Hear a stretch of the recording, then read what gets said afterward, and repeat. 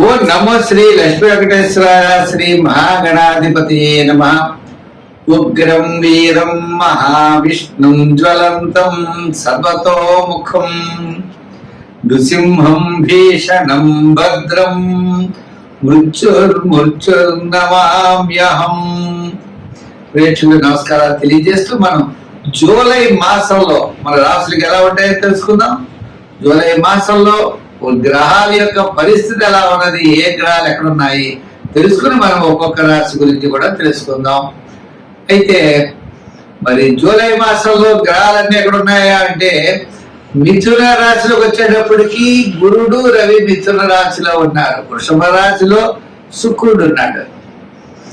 మరి కర్కాటక రాశిలో బుధుడు, సింహ రాశిలో కేతువు, అంతేకాకుండా మరి కుజుడు కూడా సింహరాశిలోనే ఉన్నాడు. మరి సప్తమ స్థానమైనటువంటి కుంభ రాశిలో రాహు ఉన్నాడు. మీనరాశిలో శని. మరి చంద్రుడు 27 రోజులు 27 నక్షత్రాల్లోనూ సంచారం ఉంటుంది. కాబట్టి మనకి మన యొక్క రాశులకి జూలై నెలలో మనం ఎలా ఉంటుంది, ఏ విధమైనటువంటి సులభమైన పరిహారాలు మనం చేసుకోవచ్చు, చేసుకుంటూ ఏ విధమైనటువంటి కార్యాన్ని మనం పూర్తి చేయగలుగుతాం అని మానవుని యొక్క ప్రయత్నం. ఆ ప్రయత్నంతో పాటు దైవ బలాన్ని సంపాదించడం కోసం మనం తప్పకుండా తెలుసుకుంటాం. ఇబ్బందులు వస్తాయి అనుకున్నప్పుడు వాటిని అవాయిడ్ చేస్తాం. అనుకూలంగా ఉన్నప్పుడు కాస్త వేగంగా మన ప్రయాణాన్ని ముందుకు సాగిస్తాం. ఆ విధంగా గ్రహాలు ఎప్పుడు కూడా జ్యోతిషం అంటే కాంతిని ఇచ్చేది, మనల్ని నడిపించేది, మనం చూసుకుని నడిచేది. ఈ విధమైనటువంటి ఆలోచనతో మనం ముందుకెళ్ళాలి. తప్పనిసరిగా ముందుగా మనం మేష రాశి గురించి జూలై నెలలో ఎలా ఉందో తెలుసుకుందాం. ధనురాశి. ఈ ధనురాశి వారికి సప్తమంలోనే గురుడు, షష్టంలో శుక్రుడు. అంటే విందు వినోదాల్లో పాల్గొనే అవకాశాలు ఉన్నాయి. కుటుంబ ఆర్థిక సంతానపరమైన వ్యవహారాలు ప్రోత్సాహకరంగా ఉంటాయి. వివాహాది శుభప్రయత్నాలు అనుకూలంగా ఉంటాయి. లైఫ్ పార్ట్నర్ తో ఆనుకూల్యమైనటువంటి దాంపత్యం అనుకూలంగా ఉంటుంది. చిన్న చిన్న సమస్యలున్నా తప్పనిసరిగా తగ్గుతాయి. సంతానపరమైన వ్యవహారాలు ప్రోత్సాహకరంగా ఉంటాయి. సోపుణ్య కార్యక్రమాల్లో పాల్గొంటారు. శివక్షేత్రాలను దర్శిస్తారు. ఆధ్యాత్మికమైన చింతన పెరుగుతుంది. పబ్లిక్ లో రిలేషన్స్ పెరుగుతాయి. సంతానపరమైనటువంటి అభివృద్ధితో పాటు గౌరవ మర్యాదలు కూడా మీకు పెరిగే అవకాశాలు ఉన్నాయి. రాజకీయ పరంగా కాస్త గుర్తింపు ఉంటుంది. వృత్తుల పరంగా న్యాయవాదులు, వైద్యులు, కళారంగం వారు, చిన్న చిన్న వృత్తులు చేసే వారికి ఆర్థిక ప్రోత్సాహం ఉంటుంది. దీని వ్యాపార పరంగా కూడా finance, general, kirana, medical, shares, IT రంగం వారికి, చేతి వృత్తి పని వారికి, మెడికల్, గృహోపకరణాల వారికి కాస్త అనుకూలంగా ఉన్నప్పటికీ సాటర్న్ అర్ధాష్టమ శని ప్రభావం కూడా మీకు ఉన్నది. ఎవరో ఏదో రకమైన ఇబ్బంది పెడుతూ ఉండడం, స్వల్పమైన సమస్యలు వస్తూ ఉండడం, ఒక పనికి ఒకసారి పెడితే ఆయన దొరకపోయి 3 సార్లు జరగడం, ఇటువంటి ఇబ్బందులు మీకు కనపడుతూ ఉంటాయి. అంచేత ఒక ప్రణాళిక లేకపోవడం అవ్వచ్చు, కొన్ని పనులు మీరు బద్దకించడం వల్ల అవ్వచ్చు, మీరు ఇన్ టైంలో కొన్ని పనులు చేయకపోవడం అవ్వచ్చు. ఇవన్నీ సాటర్న్ ప్రభావం వల్లనే కలుగుతాయి. మనం రాంగ్ రూట్ లో ప్రయాణం చేస్తే యాక్సిడెంట్లు అవుతాయి. అంచేత మనం కరెక్ట్ రూట్ లో వెళ్ళాలి.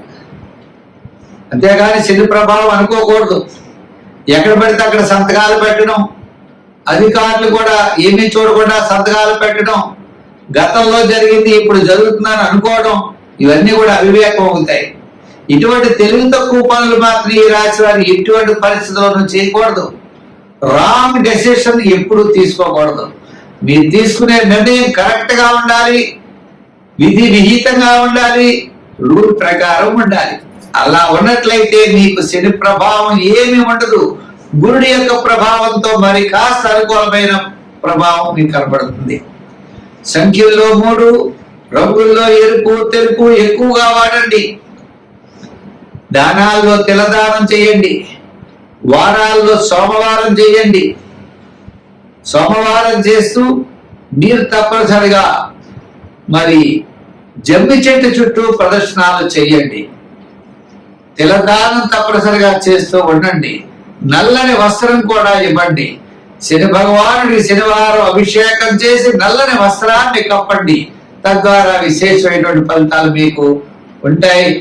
స్వస్తి. జూలై నెల మీన రాశి వారికి ఎలా ఉంటుంది మనం చూసినట్లయితే, ద్వితీయంలో రాహు, జన్మంలో శని, తృతీయంలో గురుడు, తృతీయంలో రవి. అదేవిధంగా మరి తృతీయం కాకుండా చతుర్థం అర్థాష్టమ గురుడు కాబట్టి 4లో గురుడు, 4లో రవి, 5లో బుధుడు, మరి కాస్త తృతీయంలో శుక్రుడు. ఏదైనప్పటికీ గ్రహాల యొక్క బలాబలాలు సామాన్యంగా కనబడుతున్నాయి. ప్రతి గ్రహము కూడా అనుకూలంగా లేదు. కాబట్టి మనం సామాన్యంగా ఉన్నప్పుడు మిశ్రమైనటువంటి ఫలితాలు గ్రహాలన్నీ చూపిస్తున్నాయి. కాబట్టి విద్యార్థులు జాగ్రత్తలు తీసుకోవాలి. ఉద్యోగస్తులు కూడా వ్రాత పనుల్లో అధికారులతో జాగ్రత్తలు తీసుకోవాలి. అలాగే వృత్తుల వారు కూడా ఆయా వృత్తులు చేసేటప్పుడు జాగ్రత్తలు తీసుకోవాలి. ఇక వ్యాపారమైనటువంటి ఆర్థిక లావాదేవీల్లో కూడా నూతనమైన వ్యాపార విషయంలో ఆలోచన చేయాలి. పెట్టుబడులు పెట్టేటప్పుడు పార్ట్నర్షిప్ విషయంలో మరింత శ్రద్ధ జాగ్రత్తలు అవసరమవుతుంది. అంతేకాకుండా ముఖ్యంగా తప్పనిసరిగా ఆరోగ్య సూత్రాల్ని ఈ రాశి వారు పాటించవలసి వస్తుంది. ఎంచేత అనారోగ్య సూచనలు కనబడుతున్నాయి కాబట్టి ఆరోగ్య సూత్రాలను పాటించండి. చిన్న చిన్న ఇబ్బందులతో మీరు గట్టెక్కగలుగుతారు. ప్రతి పని కూడా శ్రద్ధ అనేది చాలా అవసరం. గ్రాముల యొక్క అనుకూలత లేనప్పుడు ప్రవాహానికి ఎదురడం కూడా ఆనందంగా స్వీకరించాలి. ఆ కష్టాలు ఎంతకన్నా కష్టాలు ఏమిటి అనుకోవాలి. అంతేకాదు మనం ప్రయత్నం చాలా గట్టిగా చేయాలి. జ్యోతిష్యం ఎప్పుడు కూడా బ్యాటరీ లైట్ల లైటింగ్ ను చూపిస్తుంది. నడిచేది ప్రయత్నం చేసేది మనం చేసే ప్రయత్నానికి దైవ బలం తోడైతే మనం మంచి ఆలోచనలతో వాలుగా ప్రవహించే నదిలో మనం ఈత కొట్టినట్టు వేగంగా వెళ్ళగలుగుతాం. లేదా ప్రవాహానికి ఎదురయ్యేదాన్ని అది కష్టంగా ఉంటుంది. అది కాబట్టి ఇటువంటి సమయంలో ప్రతిరోజు శివాలయానికి వెళ్ళండి. నవగ్రహ ప్రదక్షిణ చేయండి. నవగ్రహ దానాలు చేయండి. ప్రతిరోజు గుళ్ళోకి వెళ్ళి ఓం నమః శివాయ అనే పంచాక్షరి మంత్రాన్ని జపించండి. ఓం శం శనైః చరాయ నమః అనే శని మంత్రాన్ని చదవండి. దక్షిణామూర్తి స్తోత్రాలను చదవండి. రిస్క్ చేయకండి. అంటే ఇబ్బందులైతే లేవు, కష్టాలైతే లేవు, అయితే పనులు వేగంగా పూర్తి అవ్వకపోవడం, అసహనం, చికాకు, సమస్యలు ఉంటాయి. మనం రిస్క్ చేయకూడదు. రాంగ్ రూట్ లో వెళ్ళకండి, ధర్మ మార్గంలో వెళ్ళండి. విజయం మీ వెంట ఉంటుంది. మరి ఆ భగవంతుడి యొక్క అనుగ్రహంతో మనం సర్వత్రా విజయాన్ని పొందగలుగుతామని చెప్పి తెలియజేస్తూ, మరి ఈ యొక్క మీనరాశి వారు మరింత శ్రద్ధ వహిస్తే తప్పకుండా విజయం మీ వెంట ఉంటుంది. స్వస్తి.